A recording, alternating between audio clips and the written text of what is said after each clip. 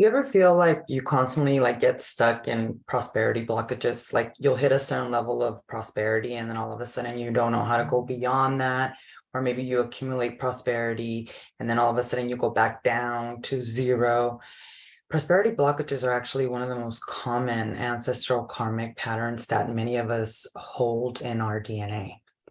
But the truth is that our ancestors want us to experience the ancestral gifts, the richness, and the wealth that they truly were worthy of.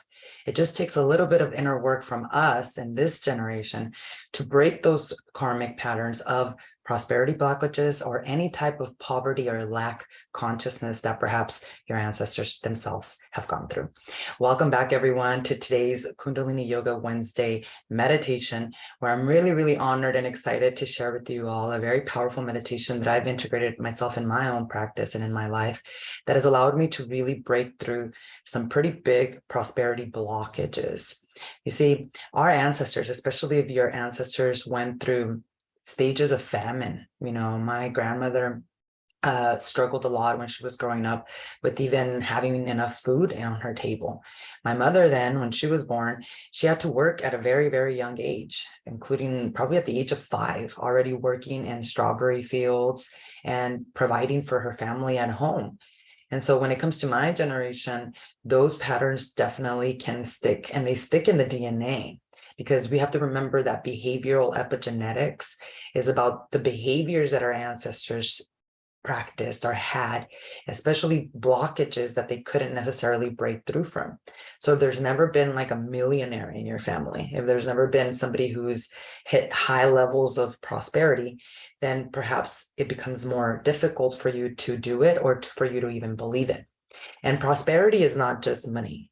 Prosperity truly is all about consciousness and mindset, because there are a lot of people in this world that also have a ton of money, let's say like $1 billion, or they're multimillionaires, and they have poverty consciousness. They're afraid that the money will go away. They're afraid of spending it or using it to enjoy their lives, right? And so that's not prosperity either.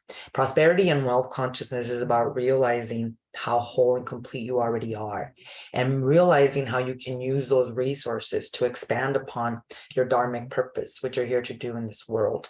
And these blockages, these energetic blockages, they literally live in our energetic aura, in our energetic field, where they become patterns where if we're not aware of when we're having these lack mindset thoughts, which most of us don't want to become aware of that because it's really uncomfortable, then they will continue to direct our life. And then you will continue to hit serious prosperity blockages in your business or whatever it is that you are producing or creating for in this world. And so today's meditation is super powerful. It's so powerful that Yogi Bhajan actually said at one point that practicing it more than 11 minutes is actually really greedy. And so today we're just going to practice it for 5 minutes. I do recommend that you practice this meditation for a minimum of 40 days, just like the other ones, because my experience with this meditation and with my clients that I share with has been that what starts to happen first is that we go into the energetic field as to where these thoughts, right, this lack consciousness actually exists. And what the meditation has done for me that really has been tremendous is that it's really worked on the subconscious mind and changing the pattern through the sound frequency and also through the breath, right? So that it's going in there and it's first making me aware of what thoughts I'm having as it relates to lack. That's the first step. And that's the hardest step, because most of us are really afraid of that awareness, right? We're uncomfortable. We like to kind of blame an outside person, the government, for our shortages as it relates to poverty or prosperity. But you have to first become aware of what thoughts you're having about prosperity in order to be able to even change them. So what the prosperity meditation actually does is that it goes deep into the subconscious to rewire these by first making you aware of them. So that as you become aware of them, you can incorporate and integrate the sound frequency, which we're going to be using today, to really stop that thought at where it's coming from. So these thoughts of lack, they have emotions or energy in motion, right? And so these thoughts have energy and they're just moving really, really fast. And with this meditation, when you start to actually practice it, the sound frequency will then show up also at the same time as this lack thought is showing up, which will then allow you to alchemize it. allow you to look at it with the eyes of a neutral mind, right? With the eyes of awareness, so that you can then transcend and change it. So it is a process, and it really does go deep into the subconscious. Now, the other thing about this meditation that's really powerful is that one of the things that Yogi Bhajan always taught, which was, Yogi Bhajan is the tantric master who brought these teachings from the East to the West, is that the prosperity practice is designed to really work specifically on areas in our hands that actually stimulate prosperity in itself. And so what it does is, first, the meditation stimulates the mind, and it helps also stimulate the moon and the Jupiter centers of the hands. And I'll be showing you how we're going to be doing this meditation in just a moment. But it's the coming together of the moon and the Jupiter that is said to create the wealth. So the moon being the sides of your pinky fingers right here, and Jupiter being the inside of your index or pointer finger right here. It's when we tap these fingers together, that is what is said to actually create the wealth.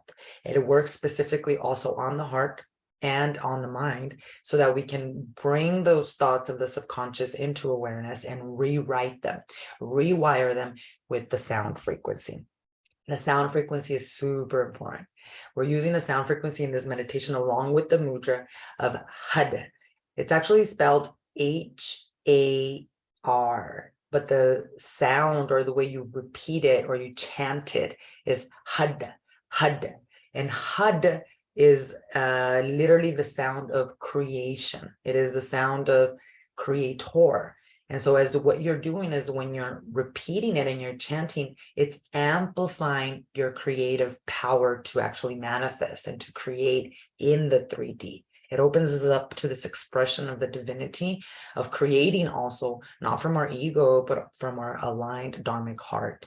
And so the sound frequency is what starts to actually replace the thought patterns that you have accumulated, maybe in this lifetime, but also from ancestors that struggled a lot with money, rewiring them into prosperity sounds, so that we can then replace those thoughts of lack with thoughts of prosperity, which will allow you to move into opportunity, which will allow you to bring in the money, which will allow you to use that money to then create whatever it is that you're here to create. And so I'm going to show you first how we're going to practice this meditation, and then we're going to practice it together for 5 minutes. And so what we're going to do is, we're going to be sitting in easy pose, and we're going to be bringing our elbows to the side of our bodies. Now, our forearms are about 45-degree angle, with the fingers at the level of the throat, right in the middle. Now, we're going to begin with the palms facing down. It's very important that you get this right as it relates to the moon mounts and the Jupiter mounts touching, because that's the whole essence of the meditation. We're going to begin striking the sides of the hands together every time you hear the sound Had, and you're going to repeat it to you. I'm going to play the sound frequency in the back as well. And so what it's going to look like is, you're going to look at the tip of your nose, gazing down. You're going to bring your hands to the level of the throat, and you're going to say Had, and bring the Jupiter fingers together with the right thumb touching the bottom of, or being at the bottom of, the left thumb. It has to be this way. This is the most important aspect of it. As it's touching, the right thumb has to be at the bottom of the left thumb. And then you're going to say Had again, Had, pulling it in from the navel. Use your navel to really express this creation form. And you're going to bring the palms up with the moon mounts of the Jupiter fingers, or excuse me, the pinky fingers touching. So it actually looks like this. Had, Had, Had, Had, Had, Had, Had, Had, Had, Had, Had, Had, Had, Had, Had, Had. And so we're going to repeat that. We're going to go move through that for 5 minutes. Again, start at the top. Right thumb has to hit the bottom of the left thumb as you are touching the 2 Jupiter fingers, and then moving them right back up. The 2 pinky fingers have to touch. Keep your arms or your hands at the level of the throat chakra, and allow yourself to feel the sound frequency of Had coming from the navel as you're chanting it out through the nose. Keep your gaze at the tip of the nose. All right, so let's go ahead and get started with this really, really powerful meditation. And you can please bring your hands into prayer pose. We always start in Kundalini Yoga by tuning in with the Adi mantra,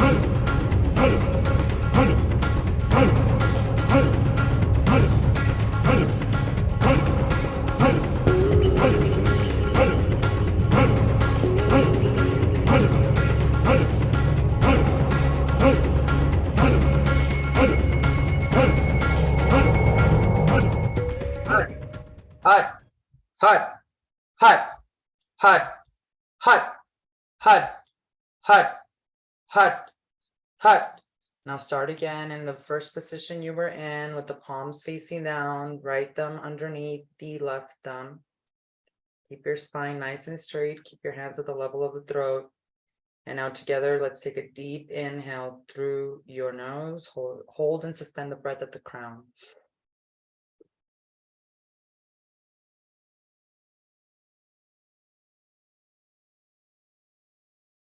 Exhale.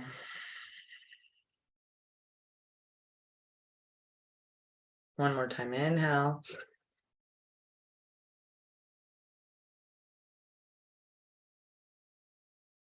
And exhale.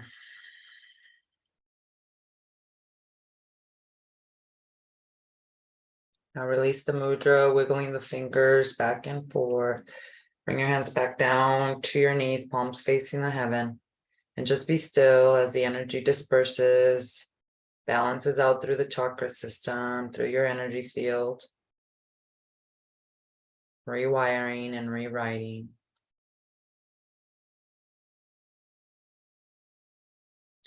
And now let's bring our hands back to prayer pose. And let's end with a long Sat Nam. We'll inhale together and we'll exhale Sat Nam. Truth is our identity. Inhale.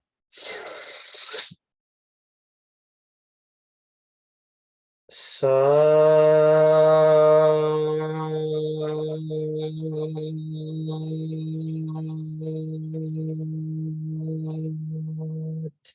Nam.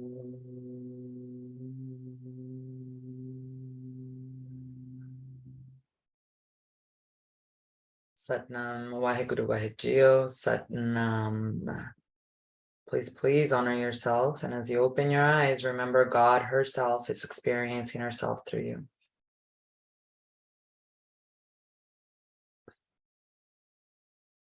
And we can open our eyes, coming back into our bodies. And it really is that simple. 5 minutes, incredibly potent, whether you're hitting prosperity blockages, maybe you have a program that money is the root of all evil. Maybe you have a program that money does not grow on trees, or that it's difficult to acquire prosperity and wealth. Whatever that program is, and whether you've acquired that through this experience of your lifetime or through the ancestral lineage, doesn't matter where it came from. It can be disrupted and it can be broken. And this is the meditation to do it.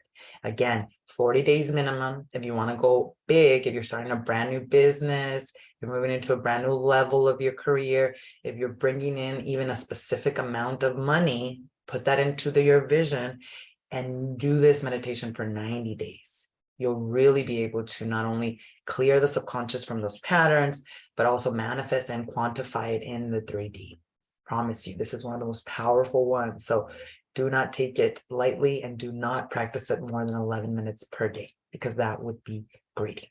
Our ancestors want to experience all the gifts in the world. They didn't just give us karma, and this is an incredible way to actually do it.